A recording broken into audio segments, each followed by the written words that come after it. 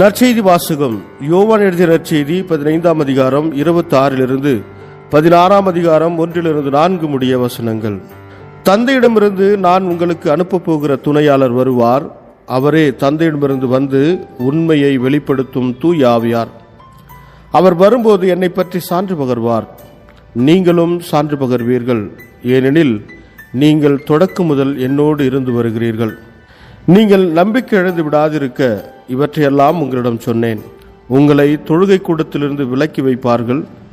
உங்களை கொல்வோர் கடவுளுக்கு திருப்பணி செய்வதாக என்னும் காலமும் வருகிறது. தந்தையையும் என்னையும் அவர்கள் அறியாமல் இருப்பதால் தான் இவ்வாறு செய்வார்கள். இவை நிகழும் நேரம் வரும்போது நான் உங்களுக்கு இவை பற்றி முன்பே சொன்னதை நினைவுபடுத்திக் கொள்ளுங்கள்.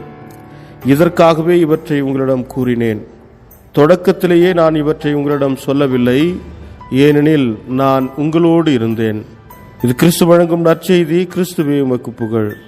ಯೋಹಾನ ಅಧ್ಯಾಯ 15 ವಚನ 26 ಅಧ್ಯಾಯ 16 ವಚನ 4 ನಾನು ತಂದೆಯ ಬಳಿಯಿಂದ ಸಹಾಯಕನನ್ನು ನಿಮಗೆ ಕಳುಹಿಸಿಕೊಡುವೆನು.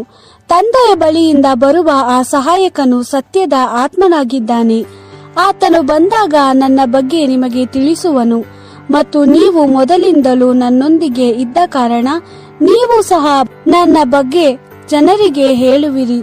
ಜನರು ನಿಮ್ಮ ನಂಬಿಕೆಯನ್ನು ನಾಶ ಮಾಡಲಾಗದಂತೆ ನಾನು ಈ ಸಂಗತಿಗಳನ್ನೆಲ್ಲ ನಿಮಗೆ ಹೇಳಿದ್ದೇನೆ. ಜನರು ನಿಮ್ಮನ್ನು ತಮ್ಮ ಸಭಾಮಂದಿರಗಳಿಂದ ಬಹಿಷ್ಕರಿಸುವರು. ಹೌದು, ನಿಮ್ಮನ್ನು ಕೊಂದರೆ ದೇವರ ಸೇವೆ ಮಾಡಿದಂತಾಗುವುದು ಎಂದು ಜನರು ಯೋಚಿಸುವ ಕಾಲ ಬರಲಿದೆ. ಜನರು ತಂದೆಯನ್ನು ಮತ್ತು ನನ್ನನ್ನು ತಿಳಿದಿಲ್ಲದ ಕಾರಣ ಇವುಗಳನ್ನು ಮಾಡುವರು. ಈಗ ನಾನು ನಿಮಗೆ ಈ ಸಂಗತಿಗಳನ್ನೆಲ್ಲ ಹೇಳಿದ್ದೇನೆ.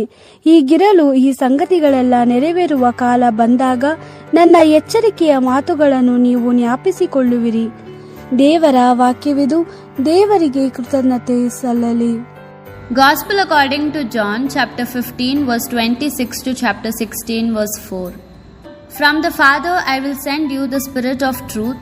When this advocate comes from the Father, he will testify about me. And you too will testify about me, for you have been with me from the beginning. I have told you all this to you to keep you from stumbling and falling away. They will put you out of the synagogue.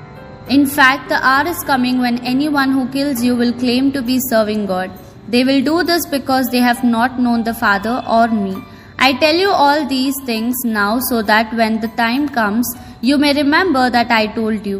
I did not tell you about this in the beginning because then I was with you.